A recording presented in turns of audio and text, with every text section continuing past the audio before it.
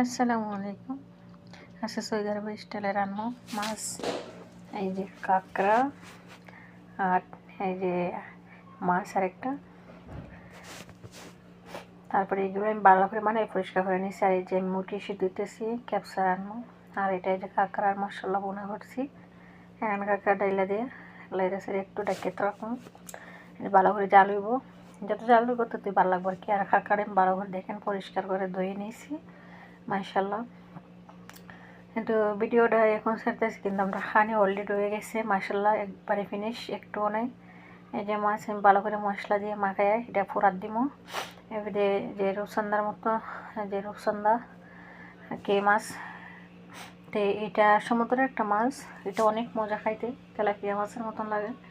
তো এটারও আমি নিয়ে নিচ্ছি মশলা দিয়ে মাখাইয়া ভালো করে, এই যে আমি ফোড়াত দিয়ে ভালো করে ফুইরে নেব।